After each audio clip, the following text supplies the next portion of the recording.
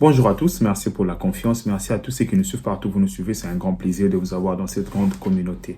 Bote bande komisiki en soboko landa biso esangweza makasi ya kuta na bino na poko alilo. Pona ni na yembangu to kuta na tuso la makambo ya Congo parce que vous voyez que ce qui situation a évolué, na zonga kana ko expliquer bino qu'est-ce qui se passe réellement, ya ngo moninga bandeko. Na titre na yebi kezo bangisa ba tebeye ba moi no azongi lisusu na makambo istopé maki mwa muke. Azongi lisusu na ba urgence, azongi lisusu na ba Uvira en danger. Qu'est-ce qui se passe réellement? Bande ko na bi ke to vivaka na bino fait année passée na début ya année oyoyo to vivaka moment moko difficile. Moment oyo zaki ba minova ezokweya, ba sake ezokweya, ba moment wana ezoya malembe, on a vécu ça ensemble avec vous. Na bande ko ya ka bona bisi bino X en danger, Y en danger bandeko. Bande ko na information na uti ozwa. Ba rebelle ya M23, ba lever option. Ba attaquer ville à Uvira. Oui. Kasi ba ko attaquer ya Mombala moko te. Ba ko contourner ville ya Uvira ba atteindre Minembwe. Ba nzela na kati ya bangomba ezali. Journée ya lelo ba image na kedi bino wana sur ces olobake ba longoli ba troupe nyonso o bazalaki na bazongisaki na Goma. Ba tindi ba on na ligne de front. Ligne de front ezali troupe moko ezo nzela et atteindre Kalemi. Troupe mususu ezo nzela et atteindre Kindu. Comme ça, ba encercler Uvira. Dispositif de sécurité ezana Uvira ezama makasi. Ba ko percer te. Et bangomba pe ekobati la bato ba na Uvira. Donc ce qui fait que bangomba o ezawana ezaba vrai poste d'observation. Qu'est-ce que les rebelles ont décidé de faire? Ba lingi ba contourner Uvira, ba encercler ningi ba encercler ka Goma bandeko. Situation actuelle ya wana ya moni bazako sala mouvement lelo bandeko bombardement massif ezaki na est ya lelo na bi lelo na est bombardement na biso que ba Rwandais ba bombarder ba troupe na biso na niveau moko ya kosakana te. Et là le gouvernement congolais ala maele toloba akabo l'état-major congolais zwa maele mon andenge ne ko empêcher bateau ba contourner Uvira te. Parce que en ce moment c'est Uvira qui est en danger. Bande ko normalement Sabino preuve à l'appui bon mon vidéo comment bazako ça la mouvement ya ba troupe. Ba troupe boko mona ba lingi ba kende ko contourner Uvira. Et ko contourner la bango Uvira ezali ba zonzela ya Kalemi, misusu ba zonzela ya Kindu ba fongolela biso ba fond ebele. Comme ça comme na Goma ba na arrière mini na bango arrière base arrière na bango c'est le Rwanda peut toujours commencer à fournir des troupes surtout sali attaque moro massif na Goma. Donc balongoli tous les soldats au bazaki na Bukavu na Goma bako diriger bango vers Kalemi vers Kindu en contournant Uvira bako tika Goma na Bukavu sans défense mais bako tika bango sans défense ya sans défense ba yebi que ba troupe ba na Rwanda baza en alerte. Ceux qui tomeki ko sala attaque massif na Goma, to na Bukavu, bango mbama ba okati sa frontière ba ya kobunda. Stratégie eza yango wana. Que l'état-major congolaise a bloqué a stratégie a en place. Comment ko contrer batwana? To la la pongité na ba corps bidon. Na bibo to la la pongité na ba corps ezangatina. Que l'état-major congolaise a mon ndenge na ko contourner likambo bandeko. Sinon, peut-être aux Aka, on a mis sur les latos, père des sous-grandes villes, Moussoussou. Bah, on va profiter de la fin de l'année. Bah, que les gens sont un peu distraits. Dès que ça a rappelé la fois passée, bah, que tout le monde a fait à janvier. Donc, tout le monde. C'est comme ça qu'ils ont attaqué Goma et Bukavu. Bah, c'est là qui fait le début à l'année. Bah, que bah, tant wana, bah, tout bazar à vacances. Bah, quand on ça la cour, bah, on malam. Maintenant aussi, c'est la même chose. Bah, tu vas tout en alerte. Bah, kokende ba attaquer, ba contourner Kalemi. Que notre état-major, information sur qui a cause à la nango, donc notre état-major a disposé déjà d'informations. Plus n'a d'informations que les kangaï. C'est qu'on demande, yango wana que population à la vigilant. Que notre état-major au sa musala na yo. Bandeko, vous avez des drones, vous avez des Sukhoi, vous avez des hommes. Mettez tous les hommes en place. C'est simple, Bandeko. Makambounyo Sezali, mettez ça en place, Bandeko. Et donc, na minute on a évité ni na roko ba pona bateau. Arrêtez avec des accords bidons. Arrêtez. Ces gens n'ont pas besoin de respecter ces accords. Je vous ai dit, plan na bango na moi. Ils n'en ont pas besoin, ils n'en auront même pas besoin. Lelo balobike, ouverture, il y a accord, et il y a aéroport, il y a Goma, Ezali, urgence humanitaire. Ils ont dit ça. Que notre gouvernement a se pencher sur le problème ou sur cette information. C'est très important. Naboito lela. Naboito lela. To lela ouvrir bandeko. Boyebi que Ezali c'est le rempart. Ya muneni. Oyo tokoti ko sala en sorte to récupérer ba ville na biso wana mibale. Ici, je demande. On est allé première partie à problème. Deuxième information, et ça vous concernez Afrique. Vous voyez que coup d'État et auto salamana Guinée-Bissau. Coup d'État. Armée lui pouvoir. Armée lui pouvoir. Pour rappel, Ezali 9e coup d'État na Guinée-Bissau. Bandeko. Na Guinée-Bissau, Ezali 9e coup d'État.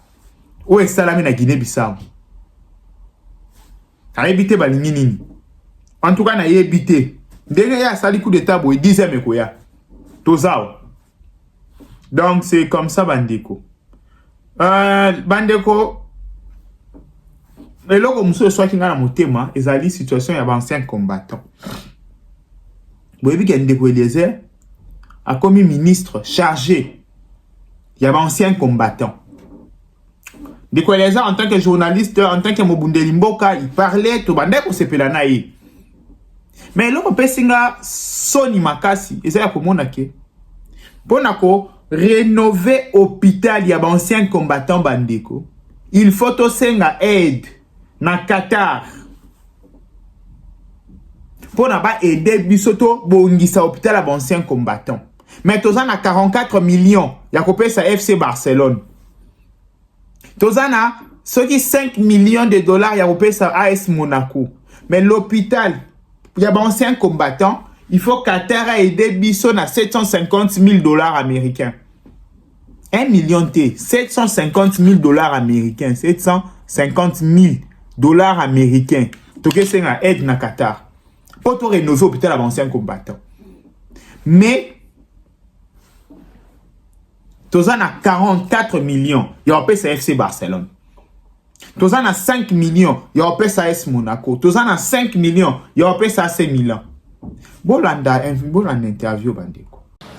La question sur le projet de réhabilitation de l'hôpital des anciens combattants situé dans la capitale congolaise était au menu de la rencontre ce mardi entre le ministre délégué à la Défense nationale en charge des anciens combattants Eliezer Ntambwe Mposhi et Anouar Othman Barout, ambassadeur des Émirats Arabes Unis en poste à Kinshasa. Par le truchement de son ambassadeur, les Émirats Arabes Unis ont exprimé leur indéfectible soutien pour la réussite de ces vastes projets. Conscient du partenariat solide existant entre la RDC et les Émirats arabes unis, le ministre délégué à la Défense nationale et les armes Thabo Mposhi n'a pas caché son optimisme pour la concrétisation du dit projet, conformément à la vision du président de la République, Félix-Antoine Tshisekedi Tshilombo. Ce dernier, a-t-il fait remarquer aux diplomates qataris, veut l'amélioration des conditions de vie des anciens combattants afin de stimuler les militaires en activité. Pour sa part, le diplomate Anouar Baroud, visiblement très satisfait, a salué les efforts entrepris par le chef de l'État, Félix-Antoine Tshisekedi Tshilombo, par l'entremise du ministre délégué à la Défense nationale pour l'implication sur le social des vétérans de l'armée. Les deux personnalités ont en outre évoqué la question relative au partage d'expériences ainsi que celle des collaborations avec les Émirats arabes unis sur la gestion des anciens combattants. Notons que cette rencontre s'est clôturée par la remise d'un cadeau symbolique du diplomate qatari au ministre délégué près le ministre de la Défense nationale en charge des anciens combattants. Ce, dans une atmosphère très détendue. Boumoni, n'a pas cité. Bandeko, il y a défense, il y a souveraineté à Mboka. En fait, il y a Mboka si Mboka. Tant que le baka, souveraineté, c'est ça. Souveraineté à Mboka. Mais tant que vous avez la souveraineté, c'est qui? Dans l'hôpital, il y a un ancien combattant. Il faut Qatar. Un petit pays comme le Qatar a aidé Bisso Nambom. Où est-ce que nous allons mettre du sérieux? Dans toutes les questions, place ni tout sérieux. Qui va habiter? Dans le domaine où les Congolais va sérieux. Donc, dans les Cambo, les Congolais va sérieux. Et aux Alikambouni, parce que même les Cambo est allé sécurité à Mboka touché sérieuté. Dans les Cambouni, il touché sérieux. Oui, parce que peut-être nous avons compris que 2 fois nous avons compris na pété, beaucoup nous que nous super homme. 2 fois nous perdre à pédale. 2 fois oui nous avons mutu na compris na pe makambouté. Mais nous na tuna.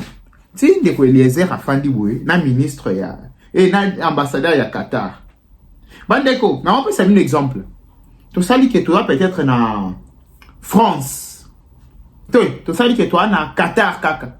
Premier ministre il y a défense, il y a Qatar, il y a bien ambassadeur, il y a bien enseigné aide.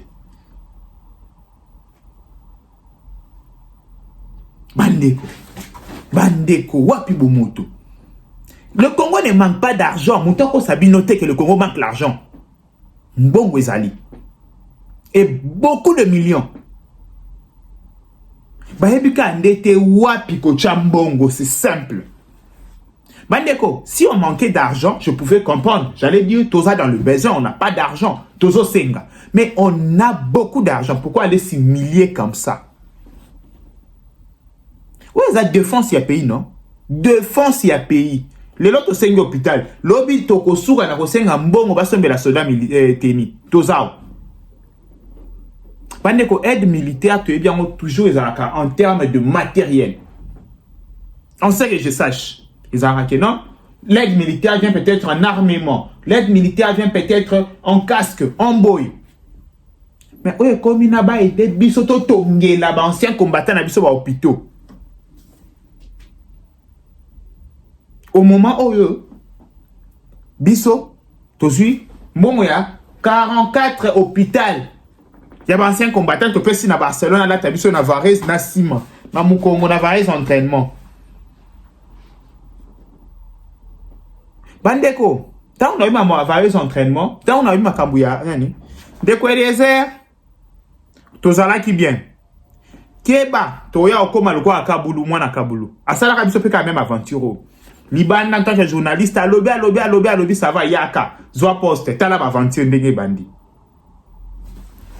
Kaboulou moi na Kaboulou tant on a zoloba, le long na stade bandeko, match betamité, bobi poane. Balongoli poto. Un grand pays comme le Congo bandiko. Championnat national et betamité journal et lopo na nini ba travailler ba to ba sala na stade ba longoli poto ba boy match betama. Bandeko tokocha sérieux mon kolonini tokocha sérieux wapi. Voyez bisanga domaine nini faut ba lo ba peke no ba congolais ba sérieux na domaine championnat national. Bandeko tala ba pays mususu quand on parle de championnat national. Tout à l'heure, la Liga 1 français, qui est en Afrique du Sud, t'as la championnat national. bandeko to cha sérieux ko bandeko na éviter au fait mutu moto akosala musala ne na sérieux nyoso na Congo mutu moko te na Congo akosala musala na sérieux ba pesio musala ba biso ça va yo musala na wesa ta konika fufu onika pena fufu na sérieux il faut ka toya ka toloba mais en fait moi ça m'énerve bandeko ça m'énerve ce qui se passe na Congo. C'est quoi le problème bandeko? C'est quoi le problème? Non. Bandeko, Koto, on a une guerre qui s'approche. Koto, on a des gens qui n'arrivent pas à faire leur travail. Dieu. Naïmité, hein? Soyez tous en abîme la même planète, au fan de bandeko. L'homme peut autant, hein? Tout la mouka, tout ça va pas même asika. Tosuka, parce que je ne vais même pas dépasser 10 minutes pour rien. American Dream. Dispassant chaîne Investment Group. Rêve américain pour la Kosomba Lopango aux États-Unis. Plus précisément la ville où il y a Dallas. Aujourd'hui c'est possible. Pays-moi pendant 30 ans. Ne vous trompez pas l'adresse. Dispassant chaîne Investment Group. Voulez-vous acquérir une maison aux États-Unis? L'agence immobilière Dispensation Investment Group d'Elite Global, basée à Dallas, vous en donne l'opportunité. Il vous suffit de verser un acompte pour acquérir une propriété que vous payerez progressivement pendant 30 ans. Oui, vous avez bien entendu, pendant 30 ans. Contactez-nous au +1 737 420 84 24, au +1 469 720 60 93 ou au +1 737 548 51. Dispensation Investment Group, investissez dans votre avenir avec l'immobilier aux États-Unis dès aujourd'hui. Oh ma papa, ton maman Lopango. Rêve américain. Venez nous contacter. Rêve américain. Tapez sur Google. Dispensation Investment Group. Na moke na komi baye. Lopango elenge. Ozala bayere elengi pou. Héritage à bana. Rêve américain. On a consommé Lopango aux États-Unis. Plus précisément la ville où il y a Dallas. Aujourd'hui c'est possible. Pays-moi pendant 30 ans. Ne vous trompez pas l'adresse. Dispassant chaîne Investment. Wataka Music Brand International.